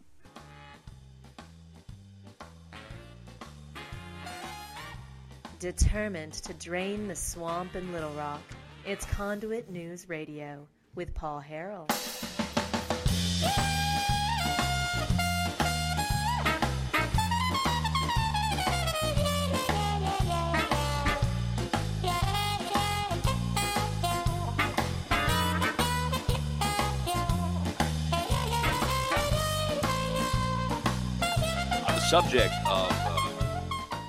The subject of proprietary technology, and again, Conduit News reporting, breaking a story just now where Breanne Davis, we can report to you, she's the candidate, Asa Hutchinson's pick, and we know now why. As a member of the Russellville School Board, Breanne Davis securing a $50,000 contract late last year in November for her employer, educational services for the district, but $50,000 going to her employer. Of course, she claims there's no financial interest for her. How can you claim that when you work for the company? It's all fungible. That's what was told to me. It's all fungible. Everything is going into the same fund, and you work for them. And if anything, it's better. It's good for your job security. I mean, come on. At the very least, you're using your position in power to secure your job, right? At the very least, there's no question it's a personal benefit to Breanne, whether she voted for it or left the room or not. There's no question she used her. There's no question it's a personal benefit that her position in government benefits her professionally, period. And we don't know if she got a bonus or not. I mean, you never know. You never know if people get a little on the side. I mean, you say that, then that would be just outright dishonesty. There's no proof of that. But I will tell you, there are people down in Little Rock that do that all the time.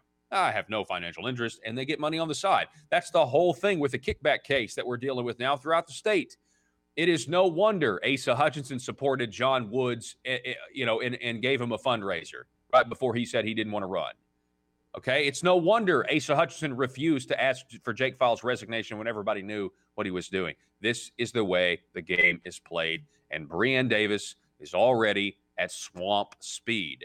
And here we have tangible proof, thanks to the Freedom of Information, that she secured a contract for her employer, or she's on the school board and the school board and the school district entered into a contract with her employer. Okay, I'd rather say it that way. The phone number 870-275-9799. Now, Joe my producer, rightfully tells me I was having trouble figuring out this phrase, but the company, I think, is a Texas-based company. It's called Solution Tree, and this is has nothing to do with Brienne specifically. This is backing up. But last year, or I guess now what? No, it was last year during the session. Okay, we discovered that there was a company called Solution Tree. It's an educational company, much like SAS is helping Russellville with this contract. And Solution Tree actually successfully got a no-bid contract from the state of Arkansas. No one had to bid on it. And the reason is because Solution Tree, or whoever their lobbyist was or are, successfully got a copywritten phrase put into a bill. And so Solution Tree gets to claim that they are the only ones who can provide this particular service, much like Brienne Davis's company is claiming, SAS Institute. They are the only ones who can provide this particular piece of technology, which if it's a software, of course, they're the only ones that can provide this particular piece of software because it's software, and software is written specifically, right? But it doesn't mean that there aren't other softwares out there that do the same thing, okay? All software is proprietary, okay? Can we get that out there? So it's not like, because Brienne Davis is going to say, they were the only ones that could give Russellville School District what they wanted. That's just not true, okay? There's lots of educational software out there. It's just not a true statement, okay? So you can't buy that. I'm getting out in front of this because I already know how they're going to try to spin this. But so that's how this company, Solution Tree, got their no-bid contract. They got it because they were able to get their phrase, their buzzword, which, according to Senator Joyce Elliott in the newspaper, she said, I don't even know what this is. It sounds just like group learning. We've had group learning in our schools in Arkansas for decades, but now all of a sudden we're going to give this company a no-bid contract. Well, it was discovered that the company had their little copywritten phrase of what we're already doing, but it's their copywritten phrase, and it was written into the bill. So when you start to execute the law, the government has no choice because they've got to look for this specific phrase. Well, guess what? There's only one company that uses that specific phrase, and so no one else can provide the service. So it's a no-bid contract. And that is what happened at the Marble Palace. And I have a feeling that's exactly what is going on here with Brienne Davis Brienne Davis on the school board in the Russellville School District entering into a contract with her employer. Again, was Brienne Davis hired in the first place so that they could get the contract? I don't know, okay? She claims that she has no financial stake. That is not true because she works for the company. She gets money from the company, who now gets $50,000 from the taxpayer. And we have all the documents. You can go watch the first half hour if you want to see those documents because we put them up on the screen. Folks, it is clear who the big money candidate is. It is clear who the big government candidate is. It is clear who the status quo candidate is. And it is up to the folks of District 16 to make your choice. Make your choice. I'm happy with it. If the people of District 16 choose the status quo and choose big government, I'm going to be sad. I will probably venture if that happens officially on the ballot, then that would mean that the Democrats really came back out. The Hillary Clinton supporters really came back out because they came back out. They came out the first time, and they came out really a lot of them on Election Day.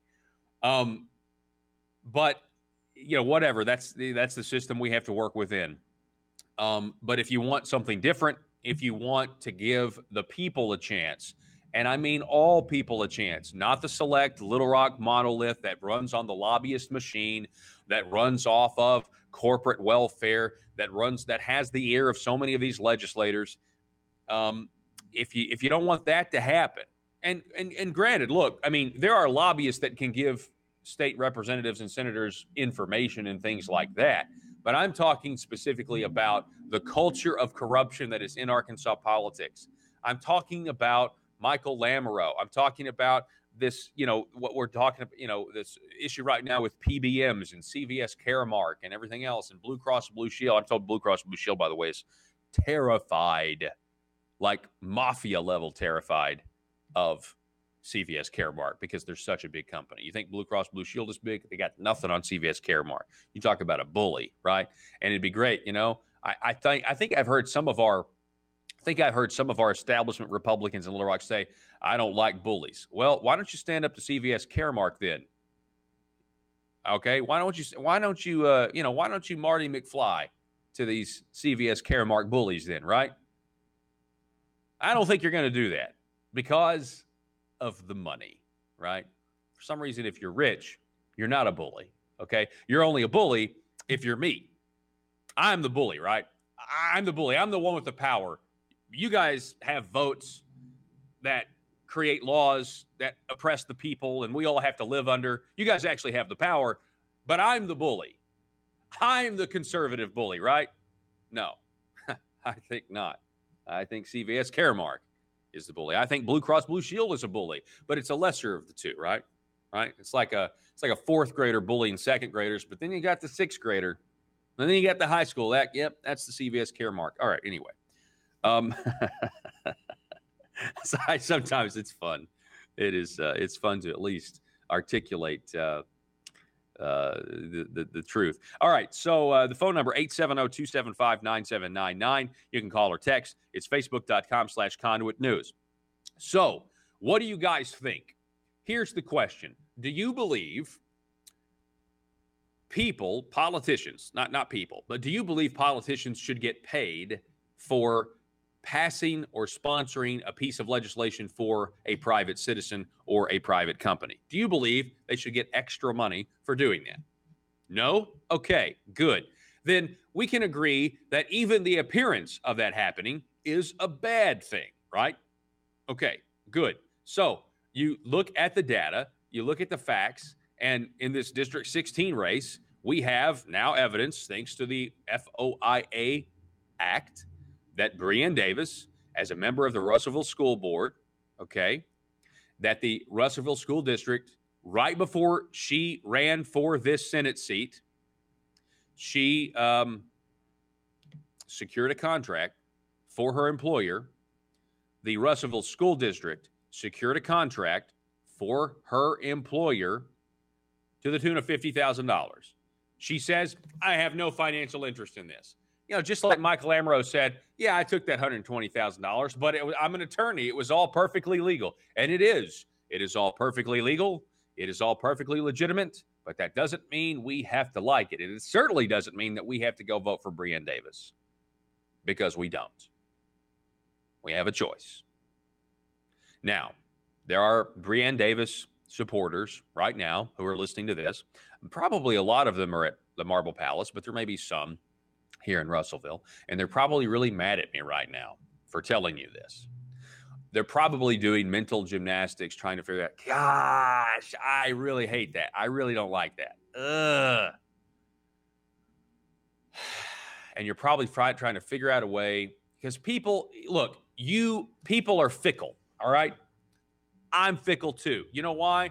Because really, it's been said before, anybody who has standards is gonna be a hypocrite at some point, all right? But people will do anything to try to find an excuse. People will to try to not vote for somebody, right? And that's the way it is. Do you want to know why negative attack ads work? Because very rarely do you hear, I'm going to go vote for somebody because they do these things that I agree with. Now, you actually have a really good opportunity to do that with Bob Bailey because he's for a limited government and governing on principles. But a lot of people, especially when we're in this, we're trying to fight progressivism in the Republican Party, and Asa Hutchinson is the chief progressive. A lot of people who've been thought, well, I know, he's a Republican. I don't know what to do. You will try to find any excuse to not vote the correct way. I'm just telling you, when I say correct, I mean the right way. I mean the honest way. I mean vote for the candidate that's not going to continue what is a dishonest practice. It is publicly dishonest what is going on at the Marble Palace. So who's going to fit in there? Do you want somebody to fit in, right? Or do you want somebody to just be an independent voice? And yeah, I mean, as an independent voice, he still takes positions on issues like, limited government, lower taxes, less regulation. I think most people agree with that, by the way. But when it comes to these unforeseen issues that are going to come up, we don't even know yet. And the pressure mounts, right? And the pressure does mount on these guys. Do you want somebody who's going to go along to get along because Asa Hutchinson says so, because he's got to protect his political future, political career? I mean, we saw that with the gun legislation, the Second Amendment legislation to just have college professors carry handguns if they want to. And Asa said no. And because Asa said no, none of the Republicans revolted who were working on it, and instead they worked with Asa and they gave us a garbage piece of legislation to put more regulations. All they did was create 30. Originally, the bill was 4 pages. And after Asa got through with it, it was 30 pages of regulations to your Second Amendment rights. Do you want somebody who's going to say, yeah, that's fine? Or do you want somebody who's going to say, no, let's do right by the people? Let's do right by the people. Now, there are undoubtedly good people on this Russellville school board, by the way. I want to make that clear, okay? There are undoubtedly probably good people on this school board. I mean, there's no doubt about it. But, and I don't know what was going through their heads when they did this. I'm not trying to throw the entire Russellville school district or school board under the bus. I'm not. But we have to be able to look at objectively I don't know how it went down. I don't know how Breanne Davis, I don't know what she said. She probably maybe didn't say anything. I don't know. I don't know everything. But you have to be able to look at what happened. You have to be able to look at the facts. And the fact is her employer benefited from this contract, and she benefited from it. I don't care if she says she didn't. She works for the employer, so she's getting money from this employer. And so, I mean, just the facts are out there. Now we know. You either think there's something here or there's not. I know Little Rock, though, and I would ask the people of District 16 to trust me. I wish I didn't know what I know, but I do know it. I wish I haven't seen or read the stuff that I've seen and read, but I have. And I'm telling you, Little Rock is sick. The Marble Palace is sick. And I don't mean the city of Little Rock. I know there's people in Little Rock right now listening. I'm sorry. When I say Little Rock, I'm talking about the politics of it, not your city, okay? The Marble Palace is sick. And it is a hotbed of corruption. It is a hotbed of dishonesty. They don't want to record their committee votes. They want you back home left in the dark.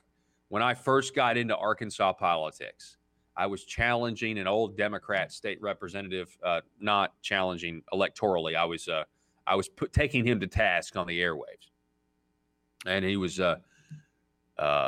he told me, because this is when I first found out, this was back in 2010, and I first found out that in Little Rock, they don't actually record their committee votes.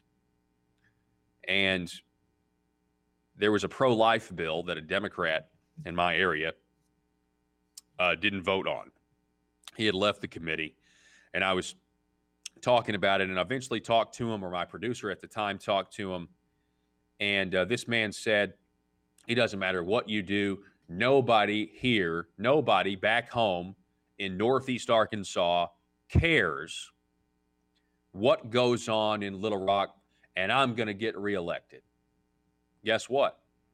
No one cared. He got reelected. Very sad. Very sad thing. And that is when I knew we had to have a lot more truth, a lot more light. That's when I knew how sick it was. I didn't even really know how sick it was, by the way, actually. But that's when I was like, gosh, that's just one guy. Man, he's awful. No, there were more of them. There were clones. And they were taking the Marble Rock. And they're in that bubble. And they feel like they're somebody. Folks, the Marble Palace is sick. And there's a ton of corruption. There's also good people down there that need your help. And you can choose to send them Bob Bailey and give them help, or you can choose Senate District 16 to send them more of the same and give them no help. Joe, I'd like for us to listen to State Representative Josh Miller. On Monday, we've let you listen to Alan Clark. He was here for Bob Bailey on Monday. So was State Representative Josh Miller. If you can cue that video up, Joe, and play whenever you're ready. Here is State Representative Josh Miller about Bob Bailey on Monday night.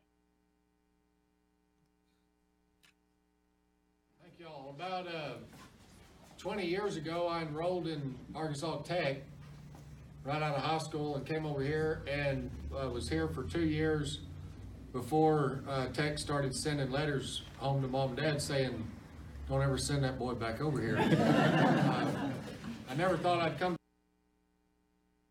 Well, looks like we got a problem there. We can refresh that. We also have an echo. Here we go.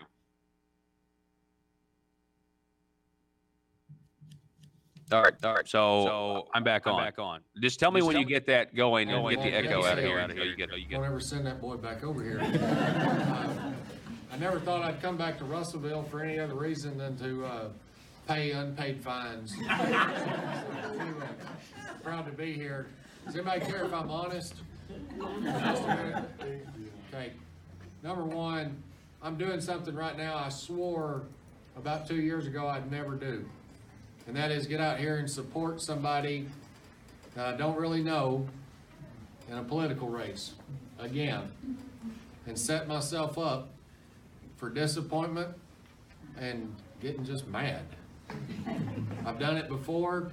A lot of the folks in here know ones that we've supported, written checks to, gone to campaign for, promised us conservative governing, said, oh, we're going to be with you. That lasted about 2 weeks. They drank the Kool-Aid, and I don't even care to talk to them anymore. Like, I'm serious. I don't speak to me. I take it personal. I don't get a lot of lobbyist money, and the money that I spend and send to other folks is money that I've earned. And it's something I take very serious. And when you double cross and go back on your word, I don't like that. Just be who you say you are. So, all that being said, here I am. All right. We got to take a break, folks. That was Josh Miller. Maybe we'll get a little bit more of that if we have time left or tomorrow. This is how serious these guys like Josh Miller, they need reinforcements. They need true conservatives. The people of Senate District 16, you guys are voting for more than Senate District 16. You guys are voting for every single conservative legislator out there that is down there, and they are struggling, and they are being buried by an establishment that is run by money, and it is run by dishonesty. And folks, this is your opportunity. So please call everybody you know, tell them to vote. People who know people who live in Russellville or Pope County or Newton County or Carroll County, call them and tell them to go and vote. Every true conservative in the state needs to be invested in this, because this is truly the establishment versus liberty and freedom. Don't go anywhere. Back in a moment. If you're like me, you believe that small business is the heart of Arkansas's economic engine, and it should be viewed that way by the politicians in Little Rock. Conduit for Commerce also believes, like you and I believe, policies that achieve less regulation and lower taxation help small business in Arkansas thrive. Other policies like small, constitutionally consistent government and reducing citizen dependency on government keeps it from growing and expanding its influence on our daily lives. Conduit for Commerce works every day to educate the general public and legislators on these important priorities in the name of Arkansas small business. By the way, contributions to Conduit for Commerce are tax deductible. Log on now to conduitforcommerce.org and click on Contact Us on the right side of the page. That's conduitforcommerce.org. Go there now and learn the facts on protecting small business in Arkansas.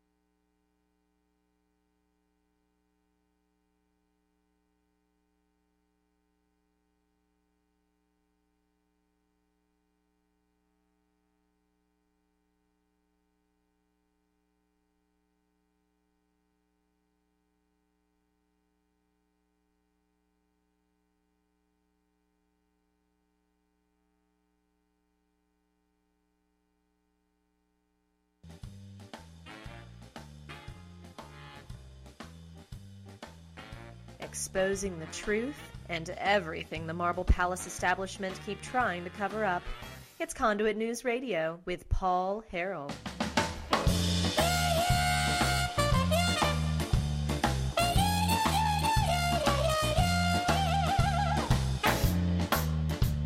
Hey, Joe, are you there? Say something to the audience, Joe, if you're there. I just want to say thanks to Joe. Joe, talk to me, man. Are you there? No? He probably doesn't even have his headphones on. Probably doesn't even have his mic on. I just have to make sure. I just have to get the transitions in so that way everything's set up for whenever the music plays at the end of the hour. Okay, well, thank you. Hey, Joe, I just want to say thanks. Our technology, though, worked a lot better today. We didn't have any interruptions. Is that correct? Knock on wood? Yeah, no interruptions as of right now. Okay, well, we've only got like a minute left.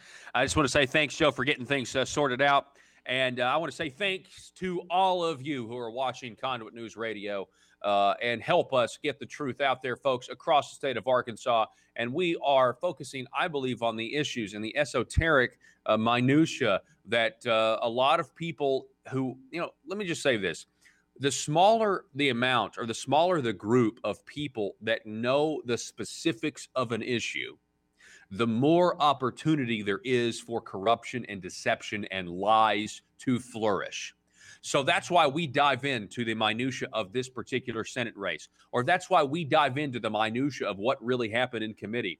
Because the smaller amount of people that understand how a mechanism works, the more opportunity there is for corruption because the less people that know. So we are shining that light of truth. We're going to continue to do that. And folks, if you want to get this program, you can go to conduitnews.com. That's conduitnews.com. Click on archives or go to facebook.com/conduitnews. This video will be available in mere moments for you to go back and watch it again. The news today, Conduit News can report that Breanne Davis, as a school board member, her company, SAS Institute, received a $50,000 contract with from the Russellville School District. And this happened and was finalized right before this Senate race kicked off. And so those are the facts. She claims no financial benefit from that contract. However, she works for her employer is the people who got the contract. So that's obviously she did benefit financially because she works for them.